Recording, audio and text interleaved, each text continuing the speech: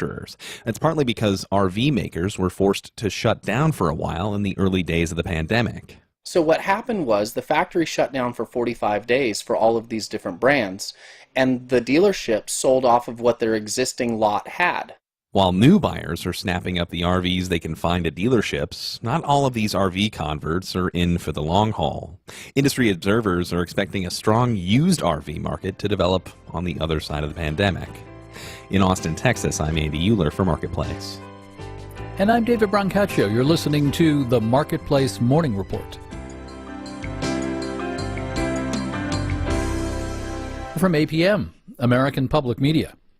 Wayne Hogan of the Terrell Hogan Law Firm. I'm Wayne Hogan. Distracted driving is deadly. Teens? Yes, but adults too. And there are millions more adults than teens. Arrive alive. Let's end distracted driving. Learn more at waynehogan.law. Baptist Health knows managing your health is still important during the COVID-19 emergency. Secure online appointments are now available and allow you to meet with your doctor from the comfort of home. More at 904-202-4YOU. North Florida TPO, proud sponsor of WJCT's First Coast Connect, bringing to the community innovation in transportation planning, commuter services, clean fuels, and intelligent transportation systems. More at northfloridatpo.com.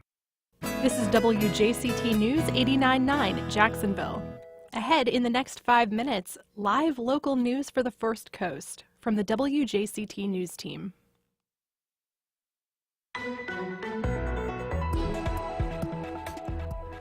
What's an employer's responsibility to staff in a time of pandemic? I'm Melissa Ross, and just ahead this hour on First Coast Connect, Publix faces a wrongful death lawsuit after a worker died of coronavirus.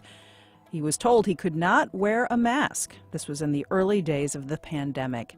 A look at liability in the workplace and COVID. That's coming up then later. I've been looking at that statue since I was 5 years old, and it is definitely one of the most gorgeous outdoor works of art in Jacksonville, if not in Florida. Author Wayne Wood on the story of a sculpture in Jacksonville's Memorial Park. It's all in his new book, Life. That and more is just ahead.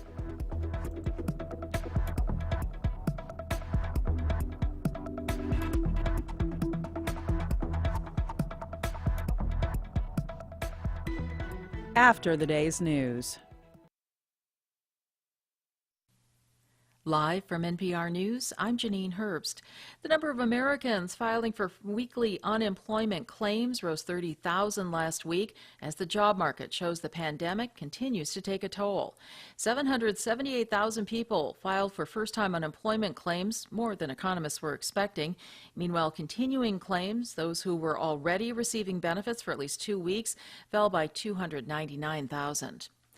As the pandemic surges around the country, Texas hit a new single-day record in the number of coronavirus cases this week, reporting nearly 14,000 new confirmed cases on Tuesday. As Sarah Self-Walbrick from Texas Tech Public Media reports, the healthcare system is nearing the breaking point. With Thanksgiving looming, Lubbock officials say the area's hospitals cannot handle a post-holiday surge in COVID-19 cases. The city announced 680 new cases and 18 additional deaths on Tuesday. The two hospitals in town have approached capacity for days and needed state support for staffing. Lubbock Health Authority Dr. Ron Cook worries holiday gatherings could make things worse. Our hospitals, our emergency rooms, and our ICUs are saturated. We cannot tolerate and handle any increase in the cases than we already have coming in. Nearly 8,500 Texans are now hospitalized with COVID-19. For NPR News, I'm Sarah Self-Walbrick in Lubbock. And as health experts around the country beg people to stay home for Thanksgiving, airports are seeing many travelers. Others will be traveling by car. AAA spokeswoman Jeanette McGee. We definitely think people are heading out on Wednesday, celebrating the holiday, and turning around and coming right back home, whether that's Thanksgiving evening or on Friday. But still, health experts say that's not safe, noting that people who feel fine can still be super spreaders. And they point out a negative coronavirus test doesn't give you a green light to be with people because the incubation period can range from a couple of days to 2 weeks. Black leaders are outraged by Republican efforts to throw out huge numbers of ballots cast in areas with many black residents. NPR's Juana Summers has more. The president and his campaign have presented no evidence of widespread voter fraud or other impropriety in any of these cities, and multiple courts have rejected their challenges. But their actions have led some critics to compare the tactics used by Trump's team to attempts to suppress the black vote after the Civil War. Trump's campaign and his allies have denied any racial motivation behind their strategies. In a statement, senior legal advisor Jenna Ellis said, quote, "Every American deserves to know that our elections are conducted in a legal manner, no matter who they are or where they live." That statement did not specifically address the racial implications of their actions. Juana Summers, NPR News. This is NPR News. WJCT News 89.9 is sponsored in part by Humana, offering a variety of plans to fit your needs. Information at 904-303-2505. Good morning, 4 minutes after 9. This is WJCT News 89.9 in Jacksonville. Jacksonville's Downtown Investment Authority is now tasked with reviewing the Lot J deal and recommending potential changes. City Council yesterday approved a bill by Leanna Cumber that keeps negotiating power with the city, but gets the DIA's recommendations by early next month. At the same time, the council rejected a proposal by Matt Carlucci that would have also taken negotiating power away from the mayor's administration. The council is set to vote on the full development legislation on December 8th. The Florida Highway Patrol will have an increased presence on interstates and major highways this week. Last year, there were more than 10,000 traffic crashes in Florida during the Thanksgiving travel period, which runs from the Friday prior to the holiday through this Sunday. Those crashes led to more than 390 serious injuries and nearly 100 deaths. Troopers wrote nearly 70,000 traffic citations during the 2019 Thanksgiving holiday period.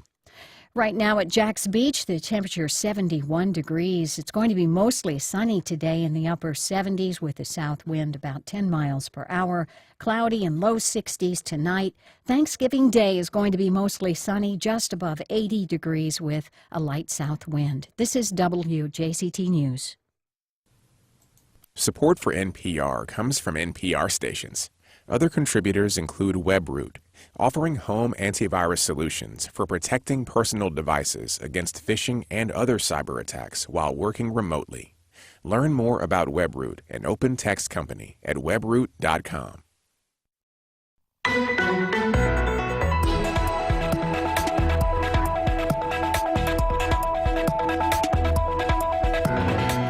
If you come down with COVID at work, is your boss responsible?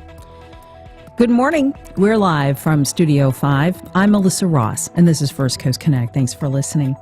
Just ahead, what the law says about contracting COVID-19 on the job. Give us a call with your questions.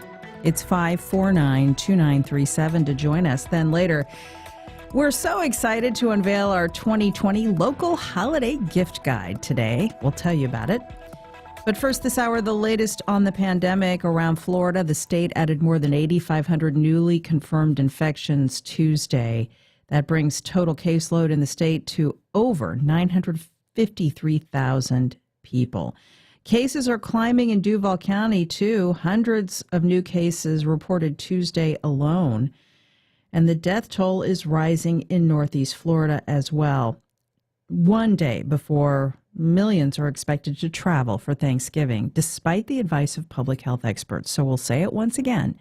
Stay home on Thanksgiving. Don't have a big gathering. Keep your guard up. We are not out of the woods yet with this virus. And the virus leads this segment as we continue on now.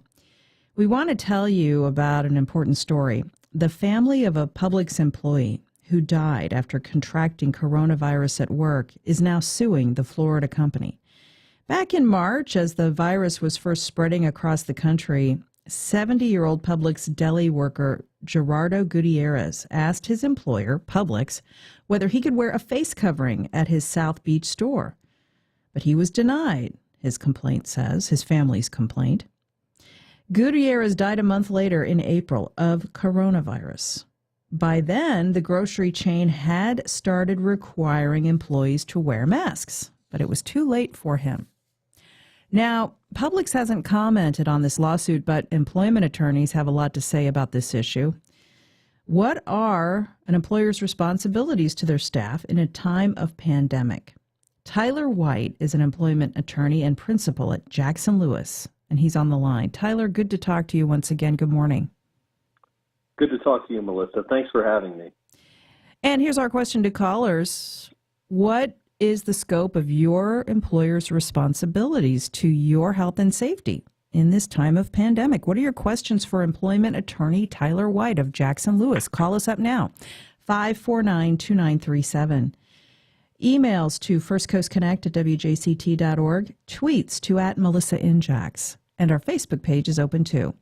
We did reach out to Publix for comment on this wrongful death lawsuit. No response from them. And Tyler, I know you can't comment too much on the specifics of the lawsuit, but basically we're going to see more of this. The family of Mr. Gutierrez said Publix willfully prevented him from protecting himself back in March when he tried to wear a mask at work because he was coming into contact with the public. Publix said no.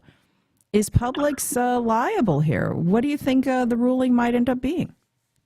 Well, I don't represent Publix, but I can tell you what the standard is, and I think most people can make their own deductions for where this might go. And I will start out by saying that a similar lawsuit, though it wasn't a death case, it was a COVID case, was brought in New York and in a federal court, and this month it was dismissed, finding that workers' compensation was the exclusive remedy for any liability whatsoever in that state by an employee against his or her employer for injuries sustained in the course of employment. And death would also follow from that. And first of all, let me say, it's a tragic thing, and my condolences that go out to Mr. Gutierrez's family and everyone who's been affected by this terrible virus. But essentially, Florida is a little bit like New York, believe it or not, in that Florida's workers' compensation law provides, in most instances, and I'll tell you about an exception, which is how this lawsuit is essentially being alleged. But in most instances, workers' compensation is the exclusive remedy for any kind of injury on the job, and that includes death. And that means injured employees and the families of workers that unfortunately may be killed in work-related accidents are typically prohibited by statute from suing their employers for those accidents suffered while on the job. Really, the only option is to file a workers' compensation claim, and usually that's true even if the employer's conduct caused the injury.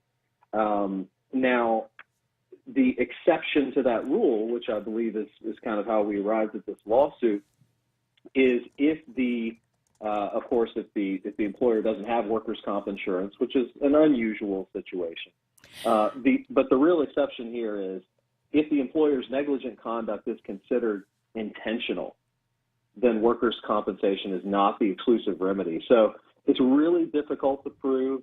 The employee or the employee's family, I guess in this case, must show that the employer either deliberately intended to injure the person or, and this is key, engaged in conduct the employer explicitly knew, based on warnings, was virtually certain to cause a person's injury or death. Okay. And so, it seems like a high bar to prove. Tyler, if you could get off speakerphone, that would be helpful. I think you are on speaker right there. It's 549-2937 to join the show as we talk about a wrongful death lawsuit against Publix. You know, when you go into Publix or any grocery store these days, you have to wear a mask. Well, back in the early days of the pandemic, let's go back 8 months, we should note that Publix was resistant to mask wearing.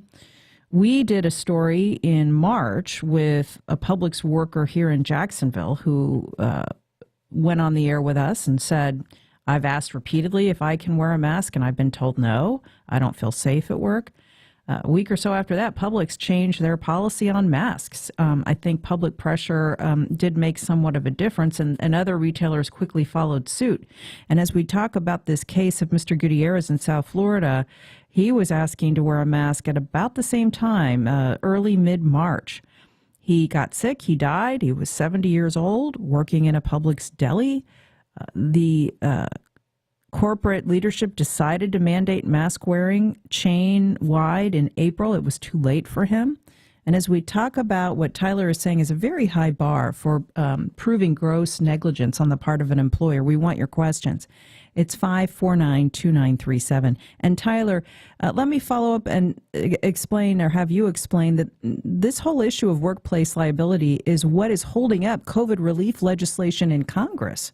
Senate Majority Leader Mitch McConnell says he wants a 5-year liability shield to be a key demand in negotiations for the next sort of stimulus that the American people could be getting out of the government.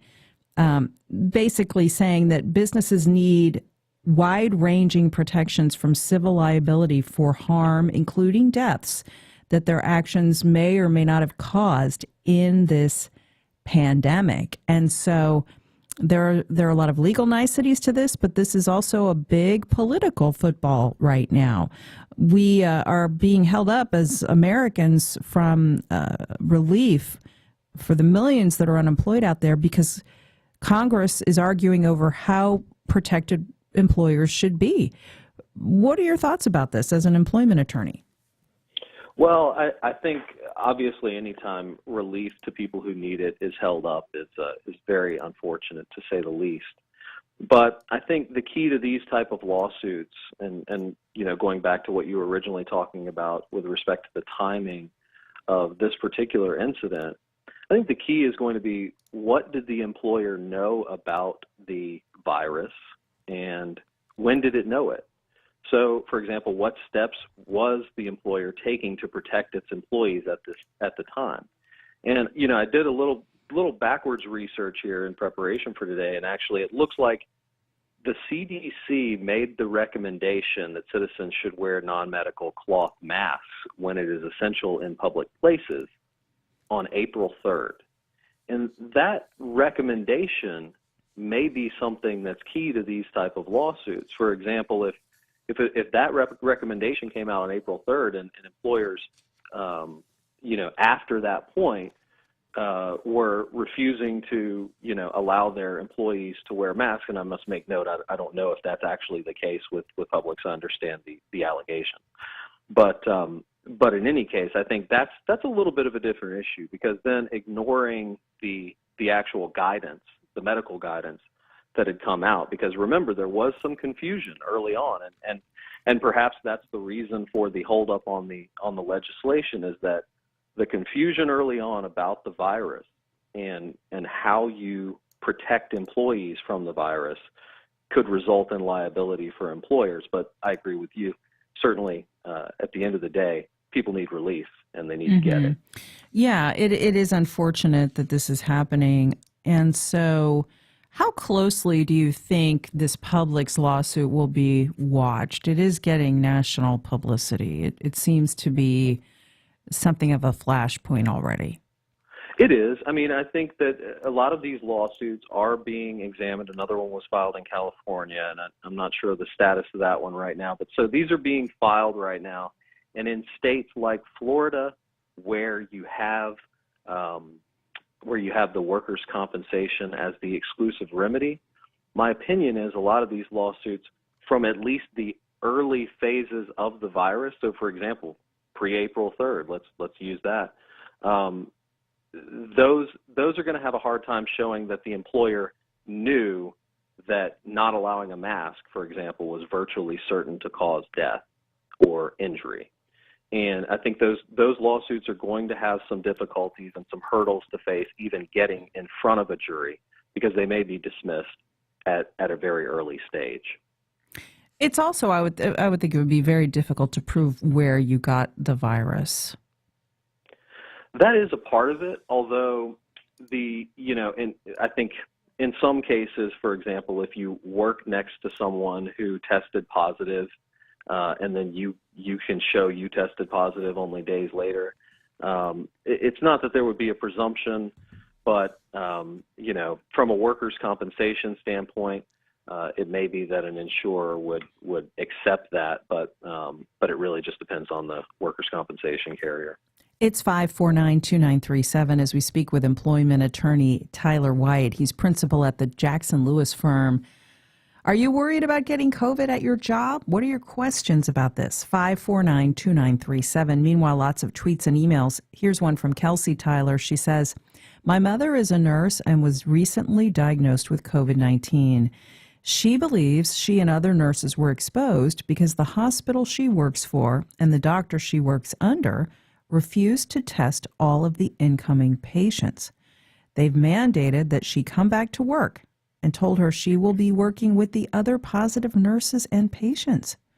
My question is, can the hospital and the doctor be held liable if she becomes hospitalized or, God forbid, dies? Good question. And, I think the same principle applies. In a healthcare setting, workers' compensation is a remedy for both injury and death as far as liability goes. And the question becomes, for example, OSHA's standpoint, nurses are considered their highest level of potential exposure risk. And so the question becomes not just what did the hospital know and when did it know it, but can it articulate all of the things that it's doing and all of the steps it's taking to protect its staff? For example, respirators, is it doing everything it can to conduct the fit test, the medical evaluations for respirators? Because respirators are a little bit different than just the cloth face coverings. When I say respirator, I also mean the N95 mask that we've heard so much about, because that protects the wearer and not just, protects others. Mm-hmm. So, those are important PPE that have to be in place particularly for healthcare workers. Karen emails the show, is there a form for patients and visitors to sign, a waiver to prevent lawsuits? If a person was to say, I contracted COVID when I was inside your building, how do you see companies protecting themselves from the public coming into their space and then saying, I think I got this disease on your property? Well, to Karen's question of is there a form, I'm willing to bet if any of you have had to go out in the midst of this pandemic and maybe get your hair cut or something else, you may have signed a form that tries to waive liability. There's a question as to whether or not those waivers of liability are going to be enforceable. And I think that is going to be something that's up in the air and certainly something that we can expect more lawsuits on. Maybe I'll see you in, a month or two, whenever those hit. Yeah. What's the most common question you're getting about this as an employment attorney? You must be getting hammered right now with these kinds of questions. Well, the real issue for employers is when one of their employees tests positive, what do we do? And, the biggest thing is to understand who that employee came into contact with and who the secondary contacts of that person was, came into contact with, and essentially put those people out of work, for 10 to 14 days, make sure that they have a negative test and, that they're taking care of their employees in that way, because it's really all about the spread at this point. It is a deadly disease, but even, more significant about the virus rather is the fact that it spreads so easily. Yeah, exactly right. Lots of tweets coming in for Tyler White of Jackson Lewis. Here's one from Jim. Remember back in April? And he links to a story that published in April. Former OSHA officials voice alarm as Trump tells corporations they don't have to record coronavirus cases among their workers. As you mentioned, Tyler, in the early days of the pandemic, it was a fast-moving, fluid situation. People were scrambling to figure out what to do. We do have somewhat of the benefit of hindsight now, but that said, can people make the argument in court that officials knowingly were being negligent based on the information they had at the time? I think that's the existential question here. So I suppose part of the question is, could a case be made that employers knew the risks despite certain officials saying there wasn't a risk or there was a low risk, and they ignored it anyway? I think the official guidance is what's going to probably rule the day here. I mean, I think the CDC guidance at a given time, and of course the OSHA workplace guidance, those are the two types of things that I think are going to be examined historically when looking at the effects of this on the workplace. All right, let's go to some calls now for employment attorney Tyler White of Jackson Lewis. What are your questions about liability in the workplace when it comes to this pandemic, contracting COVID on the job? 549-2937 to join us. Tim is in Orange Park. Hi, Tim. Good morning. Good morning. I sold my martial arts school out in Great Coast Springs in, I believe it was April. But we have other schools that are still open around the area, and everybody's doing 6 to 10 feet, and there's no contact, which we hear from martial arts. But they're doing the 6 to 10 feet where everybody's using protection, facial protection. But if one of the students gets the virus, who's responsible? And I'll take my answer. Sure. Thanks, Tim. Thank you for that. Tyler. Sure. So when it comes to school risk, the OSHA category for that is a medium exposure risk. I mean, and this also, OSHA also categorized a medium exposure risk for retail workers, grocery stores, things like that. And as far as liability goes, again, it comes down to how much is the school doing, to protect its workers, and not just a written policy, right? It's not just having some written policy. It's, are they really enforcing what their policy says with respect to distancing and with respect to mask wearing and appropriate mask wearing? I mean, is the mask still exposing the nose? Are they being lax about students and teachers? And then I think, again, as far as the liability goes, it comes down to, is the school receiving complaints? I think that'd be part of the discovery process of a lawsuit. And what did the school do in response to those complaints? Did they investigate the fact that an entire class was allowed not to wear masks for one period or something like that? And if they didn't, then does that look more intentional? I mean, I think that's the question. Yeah. And, given that there's really no national strategy, no comprehensive uniform approach to this, states have thrown up a patchwork of approaches and rules to combat this virus. It really does seem, in some sense, Tyler, that we are at the mercy of our employer in many respects. I mean, for me and my colleagues at WJCT, we feel very fortunate in that beginning in March, protocols were put into place here in our building. Masks were mandatory from the beginning, way before the city did a mask mandate. No outside guests are allowed in the building. You have to, we have a waiver for people to sign if they want to come into the building. We only have core staff here. It's been that way for 8 months now. And so consequently, we feel really safe in our workplace. We feel as though we're not at risk. That can't be said for millions of workers out there, particularly frontline workers, retail workers, police, fire, teachers, hospital staff. They just don't have the same workplace situation. And so coming out of this whole nightmare, do you think we might see some changes in workplace regulations that deal with this kind of situation? What do you think will come out of this in the end? Well, I tell you, with the transition to a new administration always comes changes.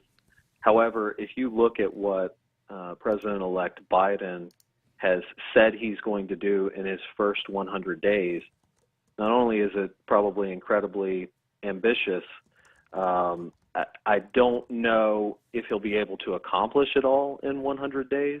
And I don't I don't see anything that he's proposing right now as far as a particular workplace safety-related protection. However, he is expected to support paid leave benefits for employees, which I think is important, including expansion of the paid sick days and leave provisions of the Families First Coronavirus Response Act that was passed earlier this year. The other thing that I know he supports is 12 weeks of paid leave for all workers, to care for newborns and a person's own or family member's serious health condition, or to care for injured service members. And that's going to be a significant difference from what we have now, which is the Family Medical Leave Act, which allows for unpaid leave. Because as you said earlier, the issue is, how do people get relief if they're not, earning wages? Mark tweets the show, I believe employers have a responsibility to do everything they can to make workplaces safe. That said, good luck proving causation here. He's referring to the Publix lawsuit. Here's another tweet. Businesses, especially large ones, really missed an opportunity to mitigate the spread of the virus through their employees. They should have been testing on a regular basis any location that has over 50 employees and used part of the PPP funds to do it. Daniel tweets the show, Publix should pay out handsomely and face criminal prosecution for not following safety protocols. The amount of mask enforcement they refused to do in the beginning is pathetic. Anytime you shop there now, many other stores too, it's a risk, and it's not being mitigated because they don't want to enforce mask wearing. That begs another question, Tyler. We do have a mask mandate in Duval County. Lots of other cities around the state have one, but they really don't have any enforcement mechanism. That's because the governor has told municipalities they can't really enforce a mask mandate. What do you think about that?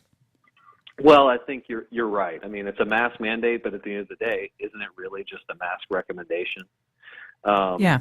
Without enforcement, what is a mandate? And I think, to a lot of folks' point about wanting to feel safe, as a customer of these places, I think if you do see other customers not wearing masks, and I think you need to voice your opinion to these retailers that you believe that they should really try to enforce mask wearing for the safety of others, because that's what mask wearing is for. Mask wearing is not for the user; it's for the safety of everyone else. We're getting emails about that. Art on the East Side emails the show, I am boycotting Publix. Numerous times I've seen customers there without masks, and most commonly in the deli line, which is where the employee died. Several times last week I saw a worker pull down her mask and got close to customers in conversation. Boycott Publix, he says. All right, let's go to John on the South Side. Hi, John, go ahead. How you doing, Miss Melissa, this morning? Good morning. I have noticed at all the supermarkets, especially Walmart, especially Publix, where they don't enforce. Now, they say they do, but they do not enforce it. And so it has put a lot of the essential workers that keep this country and kept this country going through the COVID and put their life in danger. Now, we know in May, the Democratic House tried to pass a stimulus bill with protections in that and a little spill for the endangerment of the essential workers' lives. And then all of a sudden, it's not big business, it's not banks, it's not all these big people. And then all of a sudden, the Republican Senate block it. And we still sitting here after an election with over 250,000 people dead, unemployment bad, and these people still ain't did nothing. And the bill been sitting there since May. It is a travesty, and it's just appalling. And I'm going to tell you, when Bush was president, he told the workers people they didn't have to pay unemployment. After his didn't have to pay overtime. After his administration, all them businesses were sued and lost. All right, thank you, Mr. All right, thank you. All right, Tyler, Workers' Bill of Rights. And he referenced the holdup in Congress that's been going on for most of the year on another round of relief funds for people out there who are struggling. I think that is causing a lot of anger out there. Absolutely, and it's understandable. I mean, I think that to have businesses shut down for as long as they were, and to now have a tangible effect on those places as well, and to affect the safety of the workers, I think people need relief. Well, let's hope they get it soon. And I want to thank you for your thoughts. It's such a timely and serious topic for so many out there who are at risk of contracting COVID at work. He's Tyler White, employment attorney and principal at Jackson Lewis, the firm here in Jacksonville. Tyler, have a great Thanksgiving, and thanks so much for being with us. Thanks. Same to you, Melissa. All right, much more still ahead after a short break. Later, much excitement as we unveil our second annual 2020 local holiday gift guide with ideas for everyone on your list. That's later. But up next. I've been looking at that statue since I was 5 years old, and it is definitely one of the most gorgeous outdoor works of art in Jacksonville, if not in Florida. It's the story of a sculpture, but also the history of a city. A conversation with author Wayne Wood next. We'll be right back.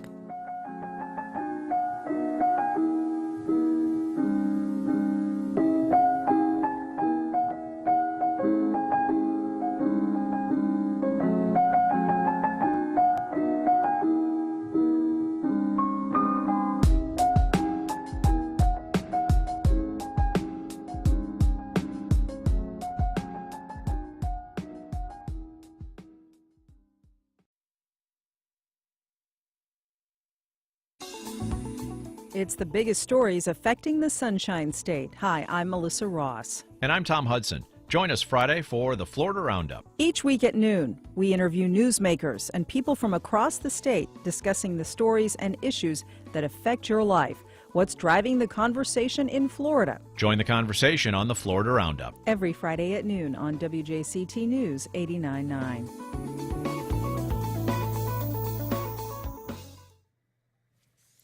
Welcome back. Well, author and historian Wayne Wood has the perfect coffee table book just out for you to snap up this holiday season. In it, he tells the story of that iconic sculpture in Riverside's Memorial Park. That sculpture is called Life. Now, it's the story of the sculptor who created it, but also a tour through this city's history with some incredible photographs and historical detail. I spoke with Wayne about Life, the untold story of Charles Adrian Pillars. Take a listen. Hi, Wayne. Good to talk to you. Thanks for being with us. Good morning, Melissa. It's good to be with you.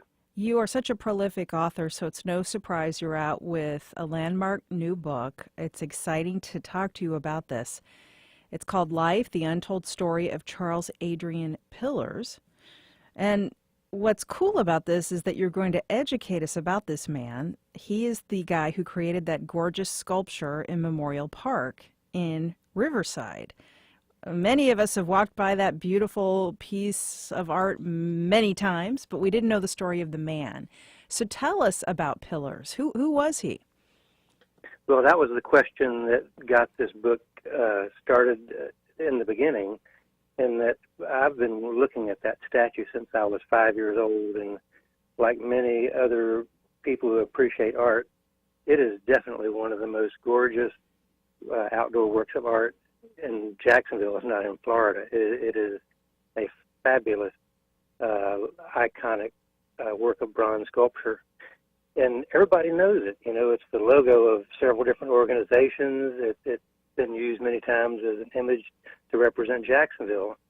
And yet, as fabulous as that work of sculpture is, nobody knew a darn thing about the guy that did it. Mm-hmm. And you start asking questions, you know, if he did something this amazing, where are all the other sculptures he did? Why don't we have one of his sculptures on every corner? If he was a Jacksonville sculptor, who was this guy? And so it took a lot of digging because there was really very little historic record about this man.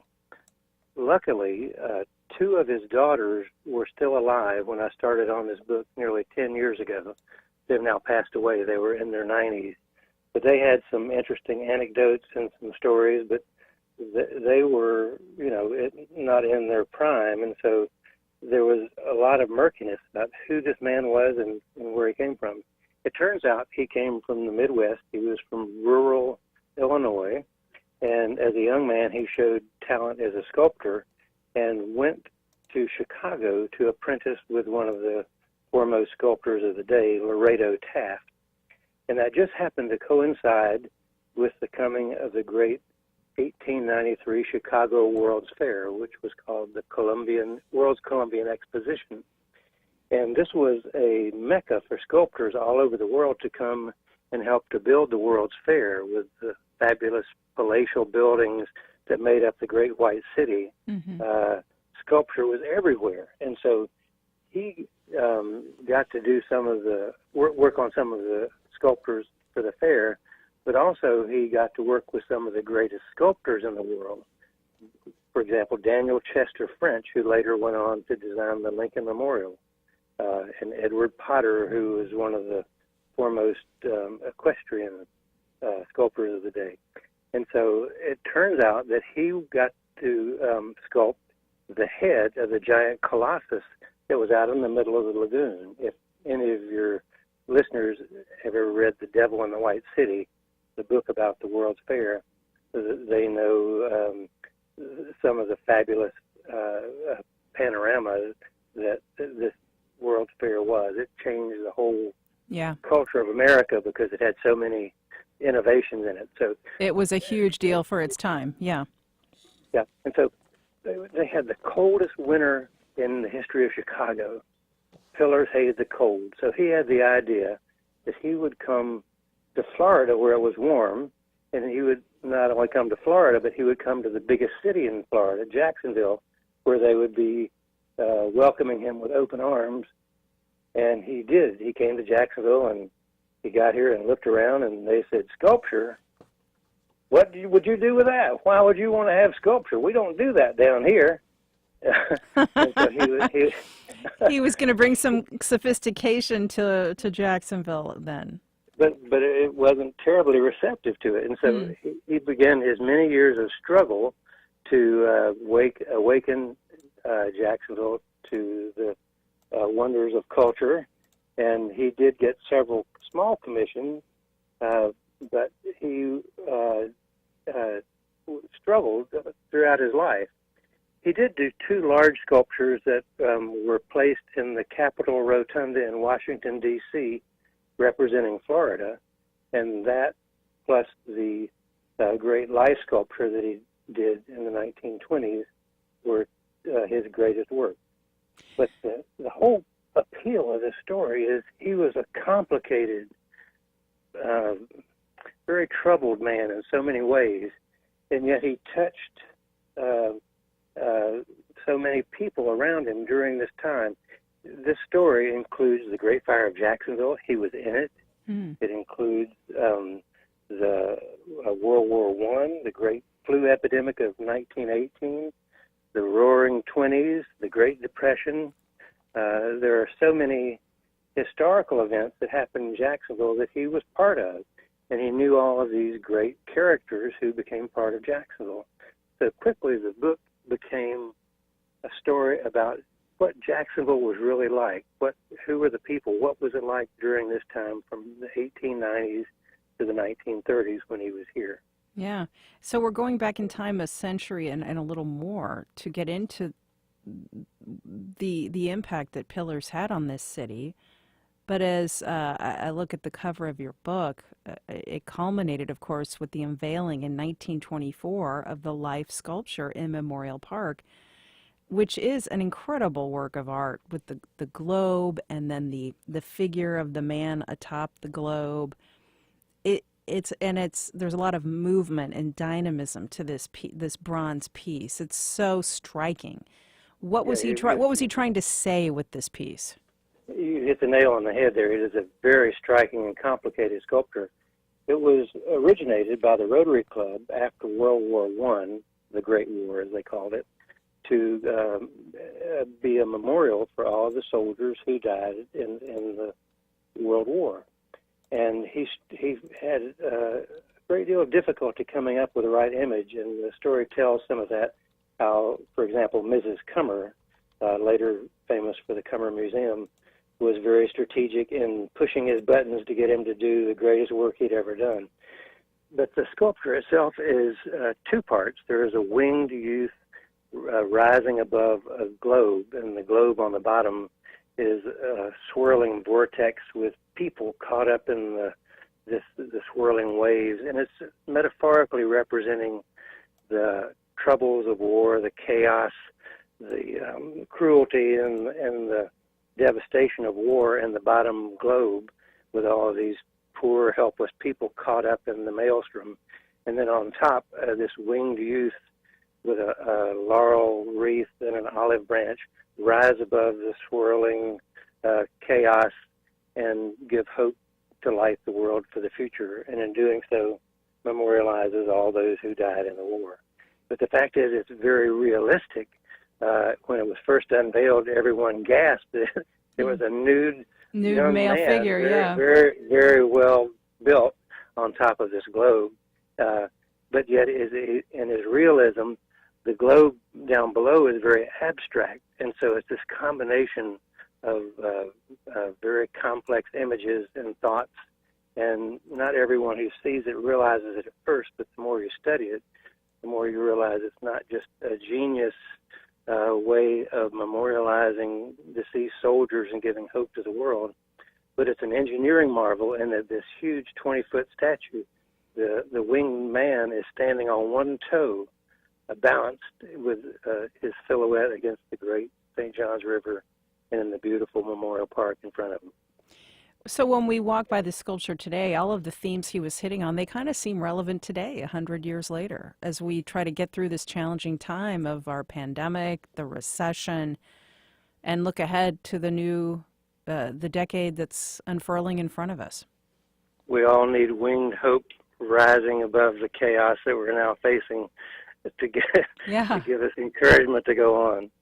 And so that's part of the exciting thing of writing a book, is you get to learn so much and delve into the life of a fascinating person, but in also a very fascinating time, which gives me a chance to tell hundreds of smaller stories about Jacksonville and Northeast Florida. And it's fun writing a book. You know, when it comes out, it's like birthing a baby. You've worked on it for years and years, and now the whole world gets to see the story and the things that we've discovered. There were so many curious things about this man. One of his sculptures was on a United States postage stamp. He later taught at the Ringling School of Art in Sarasota, and one of his students was the second tallest man in the world. He was a giant in the circus. Wow, and didn't he do the sculptures of Kirby Smith and John Gorey that are displayed in Washington?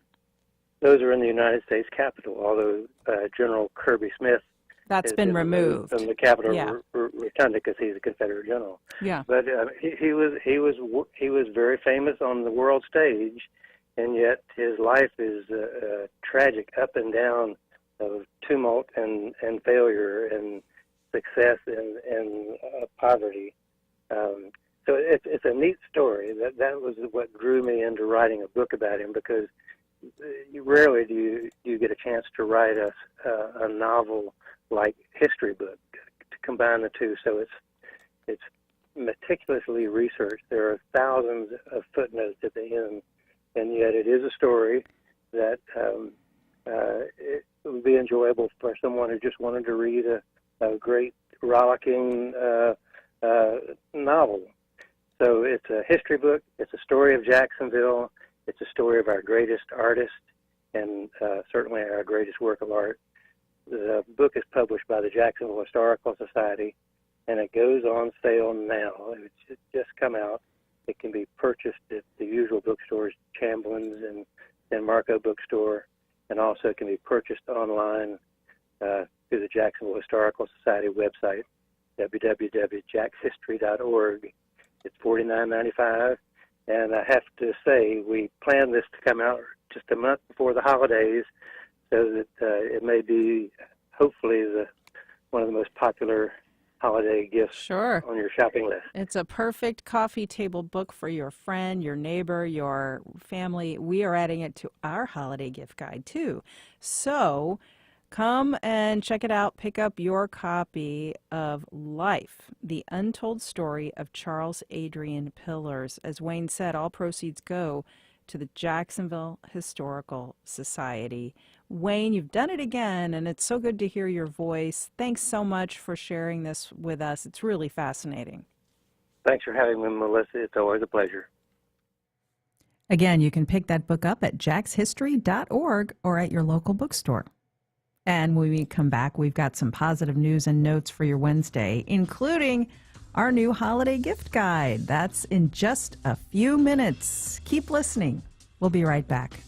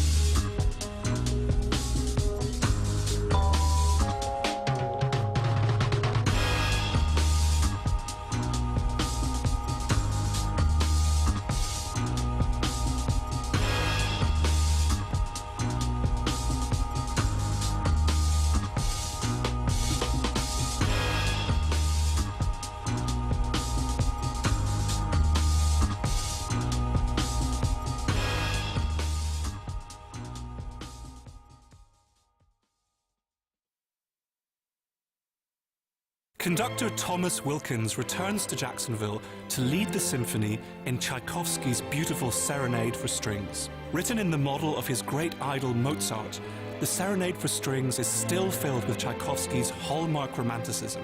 The images it projects are rich, deep, abstract, and enduring.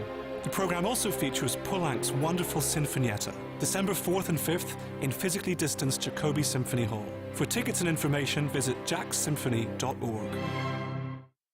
I'm Tanya Mosley. This Thanksgiving is also the 50th anniversary of the National Day of Mourning, but Indigenous organizers aren't protesting your family dinner. I have nothing wrong with people getting together with their friends and family and eating a meal together. You know, that's not the part of Thanksgiving I object to. It's the Thanksgiving mythology. That's next time on Here and Now. Today at 2 on WJCT News 89.9.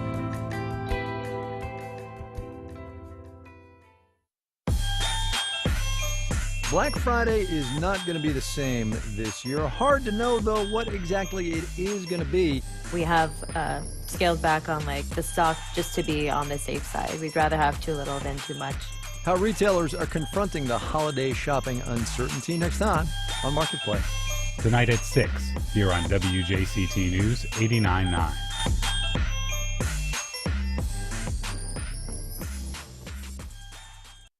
After the turkey, do you plan to watch a game or play one? This year, more are passing up the Cowboys for a queen and trading the Ravens for a rook, thanks to a nudge from Netflix.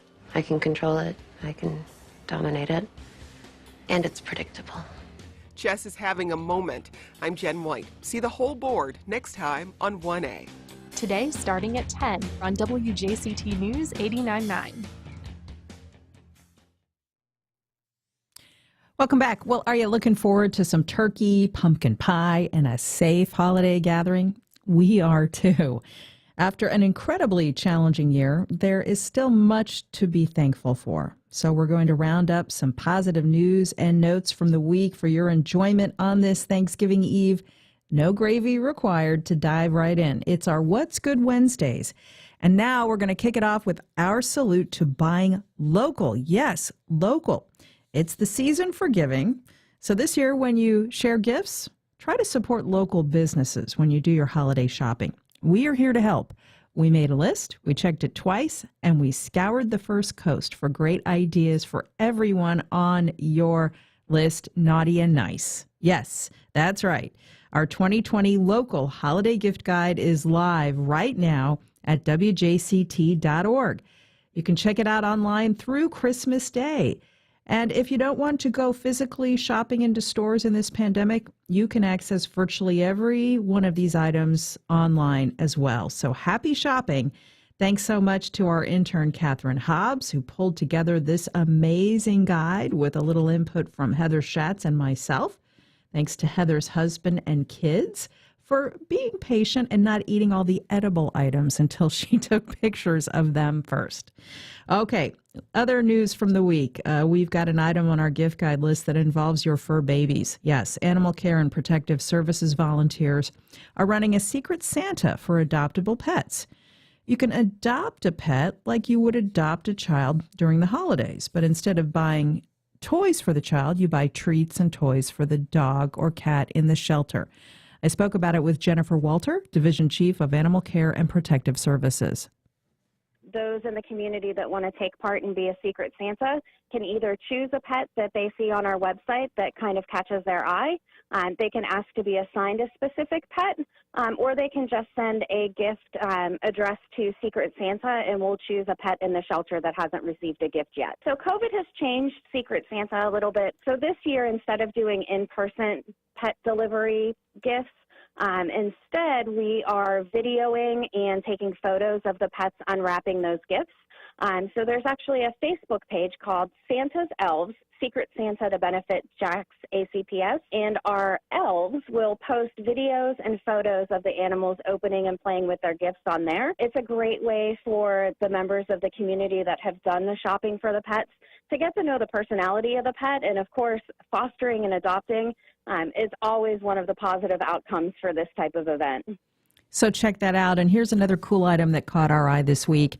Back in September, restaurateurs Sam and Kylie Efron of Taverna in San Marco came up with a plan to support their staff and give back to local healthcare workers. It's called Meals for Medical Workers.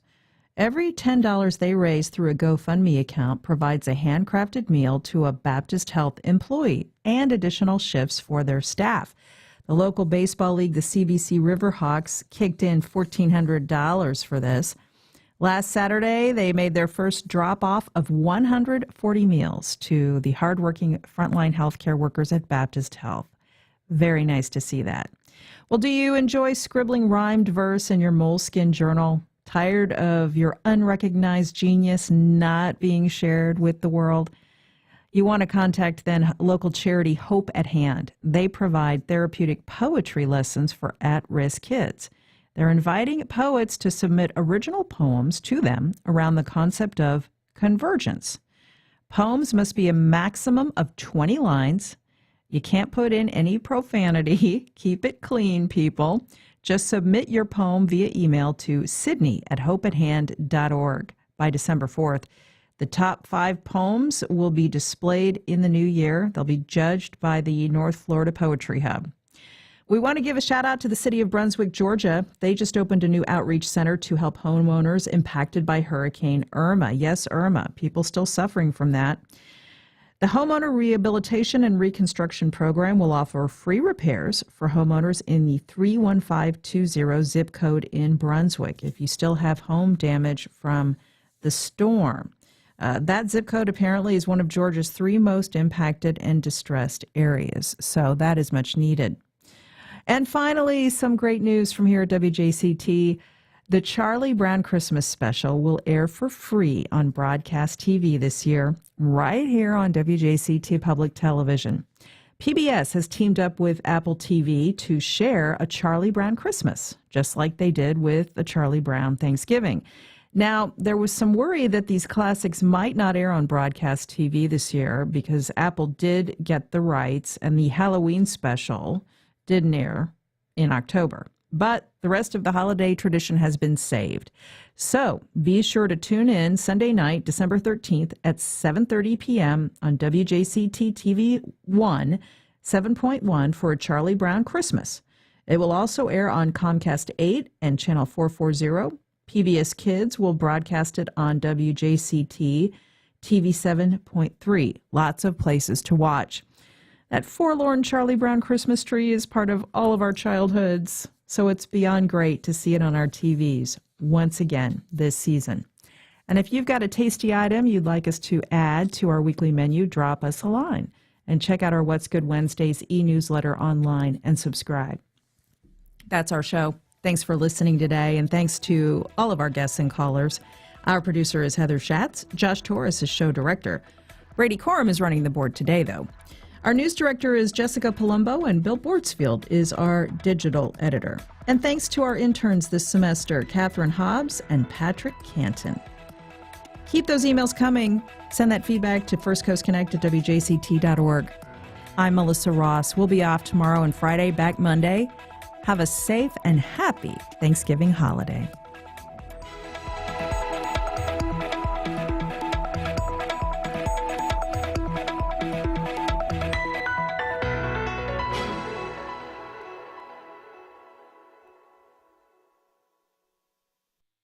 Support for First Coast Connect is provided by Baptist Health and the North Florida TPO. North Florida TPO, proud sponsor of